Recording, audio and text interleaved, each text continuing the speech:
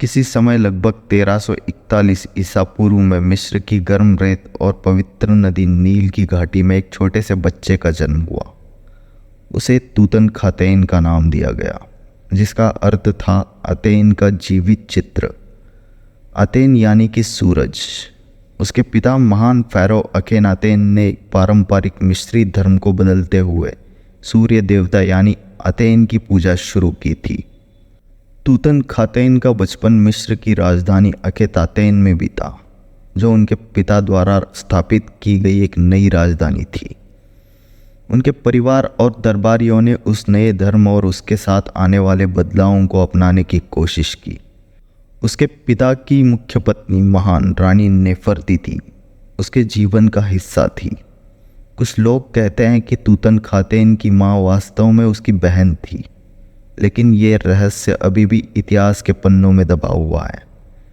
तो चलिए शुरू करते हैं तूतनखातेन की तूतनखामुन बनने की कहानी और उसके लाइफ की ट्रेजेडी भी समझते हैं।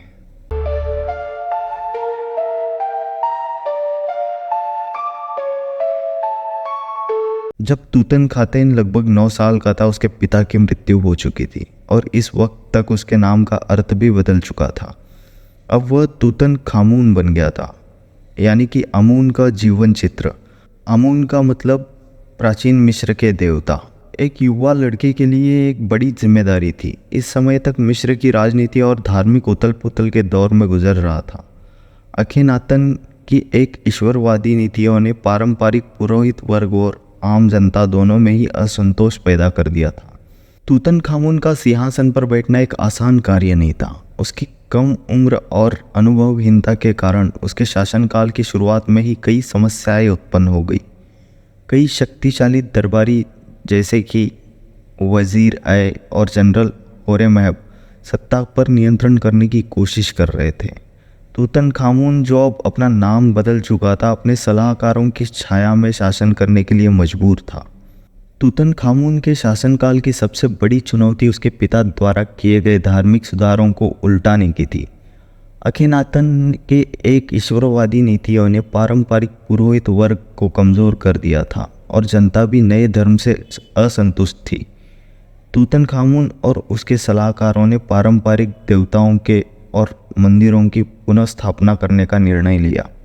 उन्होंने अतेन की पूजा को समाप्त कर दिया और अमून सहित अन्य देवताओं की पूजा को फिर से स्थापित किया। इस परिवर्तन को लागू करना आसान नहीं था। मंदिरों और धार्मिक स्थलों की पुनर्स्थापना करने के लिए भारी धनराशि की आवश्यकता थी और इसके लिए पुरोहितों और जनता का समर्थन आवश्यक था। तूतनखामुन ने इस काम को सफलतापूर्वक अंजाम दिया था, लेकिन इसके लिए उसे अपने सलाहकारों की मदद लेनी पड़ी, जो उसकी शक्ति को सीमित करते थे। तूतनखामुन का व्यक्तिगत जीवन भी कई त्रासदियों से भरा हुआ था।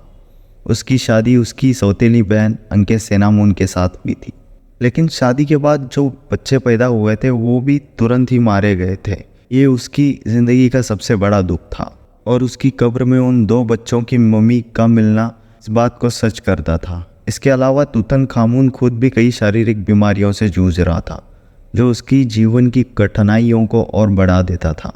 तूतनखामुन और अंकेसेनामुन के बारे में हम आगे बात करेंगे। तूतनखामुन का जीवन शारीरिक परेशानियों से भरा हुआ था। वैज्ञानिक जांच से पता चला है कि वो कई बीमारियों से पीड़ित था, जिसमें पैर का टेढ़ा होना, रीढ़ की हड्डी में विकृति का शामिल होना। इसके अलावा उसे कई बार मलेरिया भी हुआ था, जो उसकी शारीरिक कमजोरी का कारण था। तूतनखामुन की मृत्यु लगभग 18 या 19 की उम्र में हुई थी। उसकी मृत्यु के कारणों पर इतिहासकारों के बीच बहस होती रही है।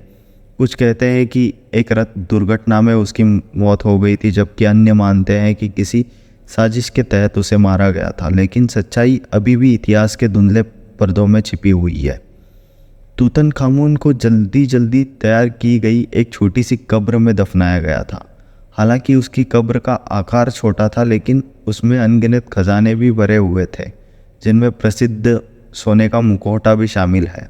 ऐसा लगता था कि तूतनखामुन की मौत भी एक साजिश के तहत ही हुई थी, जिसमें उसके नाना अय का हाथ था। अब बढ़ते हैं तूतनखामुन और उसकी बीवी अंकेसेनामुन की तरफ। कुछ लोग कहते हैं कि अंकेसेनामुन और तूतनखामुन के नाना अय के बीच में अफेयर था, पर सच का पता अभी भी किसी को नहीं है। और कुछ लोग कहते हैं कि तूतनखामुन के मृत्यु के बाद अंकेसेनामुन की स्थिति बेहद नाजुक हो गई थी। मिस्र का सिंहासन खतरे में था और उसे अपने देश की सुरक्षा के लिए कदम उठाने पड़े थे। तूतनखामुन की मृत्यु के बाद अंकेसेनामुन के हित्ती के राजा को एक पत्र लिखा था, जिसमें उसने अपने लिए एक पति के रूप में उनके एक बेटे को भेजने की विनती की थी। यह पत्र इतिहास में तहमनुज लेटर के रूप में प्रसिद्ध हुआ। इस लेटर में अंकेसेनामुन ने स्पष्ट किया था कि वो मिस्र के सिंहासन को सुरक्षित रखने के लिए हित्ती के राजकुमार से विवाह करना चाहती थी। क्योंकि वह किसी और दरबारी से विवाह नहीं करना चाहती थी, तो उसने लेटर में लिखा था, मेरा पति मारा गया है और मेरे कोई पुत्र भी नहीं है, लेकिन कहते हैं कि आपके कई पुत्र हैं। यदि आप मुझे अपने पुत्रों में से एक को दे देंगे तो वो मेरा पति बनेगा। मैं किसी भी दरबारी से विवाह नहीं करना चाहती हूँ। मैं केवल हित्ती के राजकुमार से ही विवाह करना चाहती हूँ। हालांकि हित्ती के राजकुमार जन्ना मिस्र पहुँचे, पर मिस्र के आते ही उनकी हत्या कर दी गई, जिससे अंकेसेनामुन का ये प्रयास विफल हो गया। इस घटना ने मिस्र की राजनीति में एक नया संकट पैदा कर दिया था।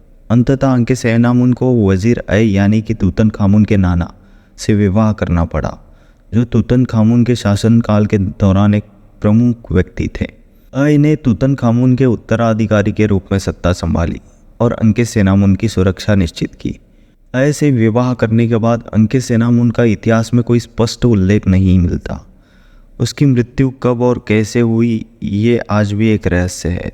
तूतनखामुन और अंकेसेनामुन की कहानी और उनके जीवन की त्रासदियाँ आज भी इतिहासकारों के लिए गहन अध्ययन का विषय बनी है। तो ये थी कहानी तूतनखामुन की।